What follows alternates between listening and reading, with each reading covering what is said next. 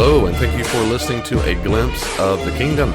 I am David Pendergrass. I had a question from a person not too long ago about creation and stuff. And I thought, here's the question. David, in one of your classes, I thought I understood you to say that God created the heavens and the earth by putting order to chaos. The Webster Dictionary defines chaos as, quote, a confused mass or mixture, which means to me there was something of substance. Therefore, God put order to something that was already in existence. However, this morning I read in Hebrews 11:3, by faith we understand that the universe was formed at God's command, so that what is seen was not made out of what was visible. End quote. This scripture states God did not create the universe out of what was visible. And then she put matter/chaos. Fully understanding that our human brains do not comprehend or understand many of the capabilities of God and won't until we meet Him, how do you reconcile this? My friend asked. I said, hi. Here's my response to that. And that's a quick overview. Great question.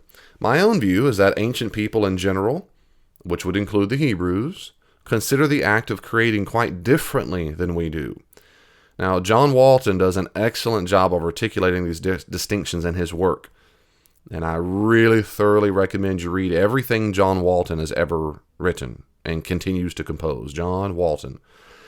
Because of our heavy emphasis on the scientific method, most Western people think something comes into existence when it acquires physical properties. Physical properties. Something came into existence when it made of stuff. Now, this is different from what ancient Mediterranean people thought. They would disagree with us. They were chiefly concerned with who was in control and what function each created thing had. Who was in control and the function. An ancient person conceived of the universe as a kingdom, not as a machine working on independent natural laws. In general, that's how they understood it. When they thought about how the universe came into being, they thought about who rules and what's the function. They didn't think, how does the machine work independently of a different being? And ancient Mesopotamians thought something came into existence when a god gave it a name or gave it a function. Mesopotamians thought something came into existence when God gave it a name, when a god, whatever their god they believed in, gave it a name, named it, I will call you blank, then it came into existence, or gave it a function. And some had a function, it came into existence. Ancient Egyptians had a little different view. Ancient Egyptians thought something came into existence when a god differentiated it from other things, when it's this and not that. John Walton gives a lot of evidence for this in his literature, so you ought to read it. Ancient Hebrews agreed with both of their neighbors. So in ancient Hebrew, the people who wrote and thought about what we call the Old Testament, they agreed with their neighbors, with both of them. They would say something comes into existence when God gives it a name or a function or when it's differentiated. So to think like an ancient person, you need to ask these questions of the creation stories in Genesis. Who's in charge? And what is the function of what God created? What is the function of what God created? You're not supposed to ask of Genesis, what are the physical properties of the universe or what laws govern it? You can ask those questions, just understand you're asking questions that no ancient person would have asked. That is, or let me say it this way. We have no evidence that any ancient person would have ever asked those questions. On the literature we have, they did not care about those kinds of things.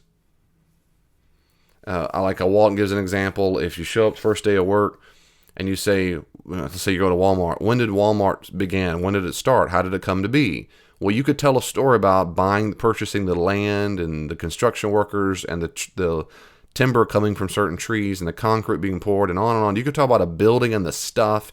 You could do molecular studies and chemistry studies and physics on the building itself. And that's one way to answer the question, how did Walmart get here?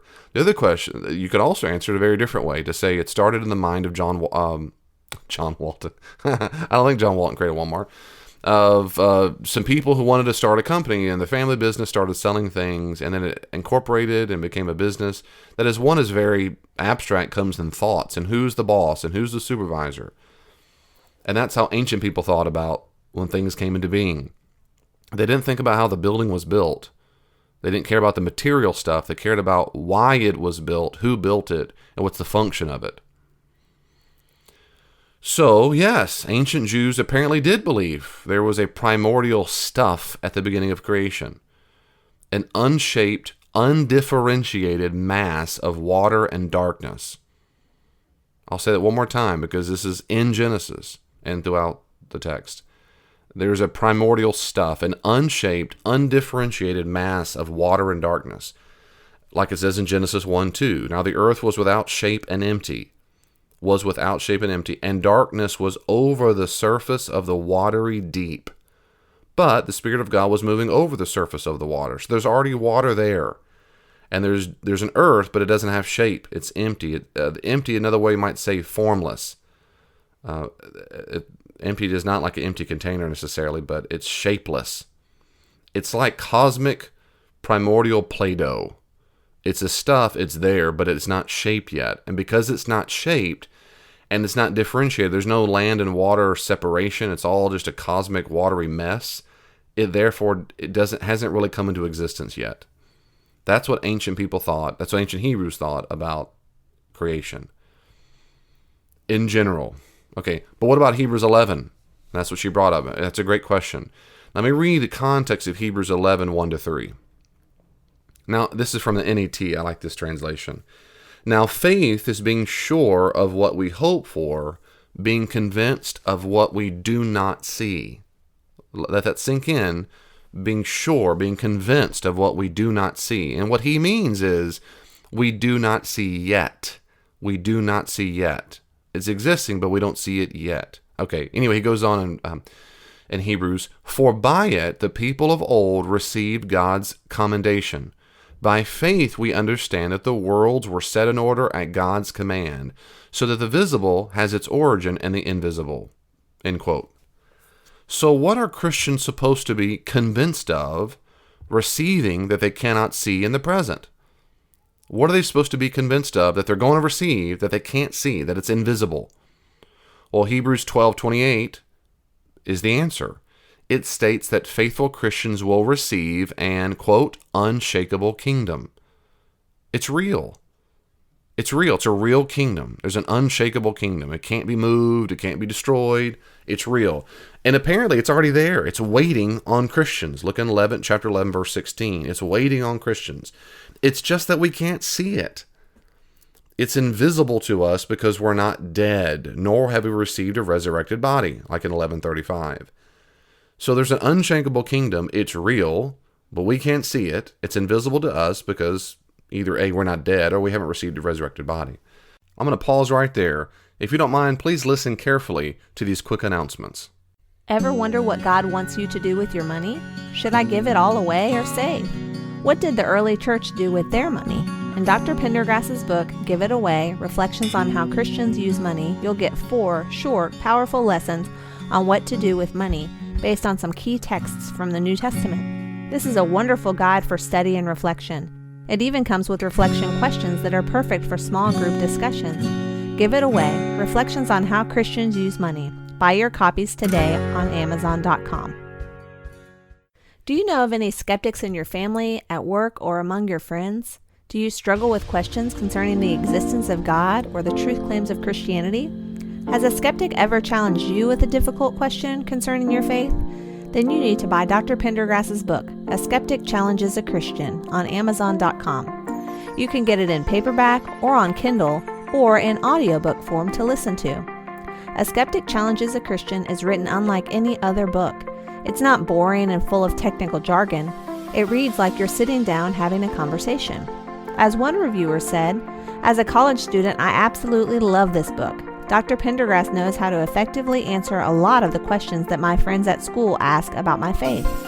This book is a great resource for theological debates and for my own personal growth. The arguments are clear and understandable. I would definitely recommend this book to anyone who has questions about Christianity, wants to learn how to defend their faith, or even just wants a good read. Great book. Find out why it has a perfect 5-star rating on Amazon.com. A Skeptic Challenges a Christian. Buy your copies today. Do you like receiving a glimpse of the kingdom for free?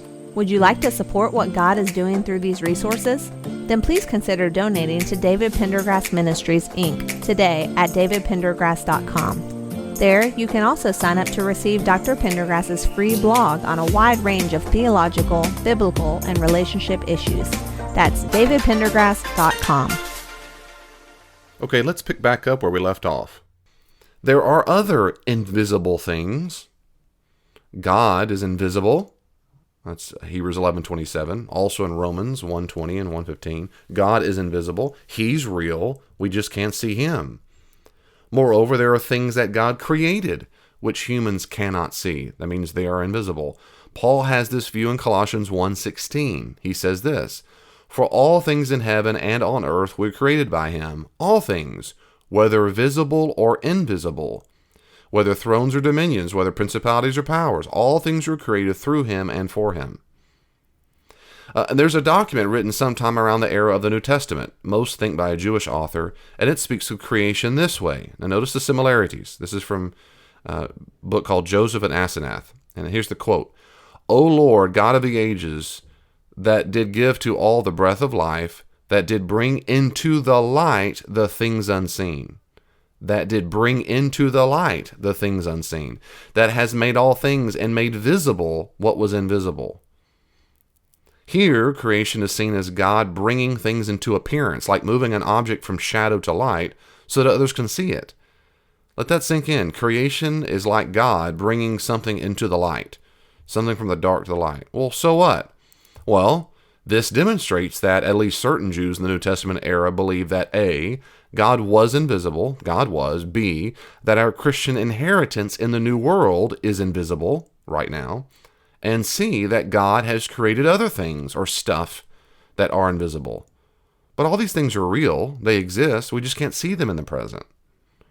So, thus, while it's possible that a Hebrews 11:3 might mean that God created our world from nothing, ex nihilo, I don't think that's what he had in mind. I think the author of Hebrews had in mind a primordial, invisible stuff that God used to form our world. That's what I think. So in Hebrews 11:3, one more time, when it says that by faith we understand that the worlds were set in order at God's command, so that the visible has its origin in the invisible, we should not assume invisible means nothing. I think we should assume invisible means a primordial, invisible stuff that God used to form our world. But was that primordial stuff always there? Was this chaos water and cosmic Play-Doh? Was it always there? We don't know. Now, there is no reason to think that this primordial stuff is eternal or not created by God. In fact, in the Bible, the only reference we find to the word eternal is God. So at some point God created it, but that's not in Genesis and not in the Bible. It's just that ancient thinkers don't seem to care about the question much. They don't talk about this primordial stuff, where it came from. They don't care. Or they don't care much. If they cared about it, they would talk about it, but they don't. Creation for them, once again, wasn't about material origins. Where did the stuff come from? But about God bringing order from chaos. Void, empty, undifferentiated stuff, like in Genesis. So, I think the author of Hebrews was trying to encourage his fellow Jewish Christians. I think he was saying something like this. Look, you need to stay faithful. Have endurance. A reward is coming. It's real. It's there. You can't see it yet, but so what? Look all around you. Everything you see in creation came from what was invisible. Just because you can't see something right now doesn't mean it's not real. So it is with our inheritance. Stay strong. You'll see it soon enough. That's what I think. Well, the conversation isn't finished. You can always reach out to me on social media.